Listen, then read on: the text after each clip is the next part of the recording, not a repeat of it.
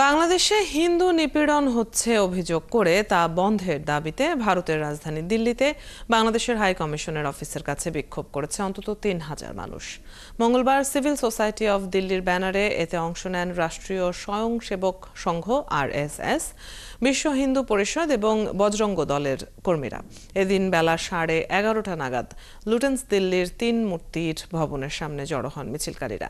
সেখানে বিক্ষোভকারীদের আটকে দেওয়ার পর তাদের একটি প্রতিনিধি দল পুলিশ পাহারায় হাইকমিশনে গিয়ে একটি স্মারকলিপি জমা দেন। এতে সংখ্যালঘুদের ওপর আক্রমণ বন্ধ, তাদের জীবন ও সম্পত্তি রক্ষায় উপযুক্ত ব্যবস্থা গ্রহণের আর্জি জানানো হয়েছে। এর আগে এদিন বেলা বাড়ার সাথে সাথে চাণক্যপুরীতে হাই কমিশন অফিসের কাছে আসতে থাকে খণ্ড খণ্ড মিছিল। তাদের সবার হাতেই ছিল প্রতিবাদী ব্যানার, প্ল্যাকার্ড। সেখানে মঞ্চের সামনে দাঁড়িয়ে বাংলাদেশ বিরোধী স্লোগান দেন তারা। অপ্রীতিকর ঘটনা এড়াতে দিল্লি পুলিশের পাশাপাশি দাঙ্গা পুলিশও মোতায়েন ছিল সেখানে।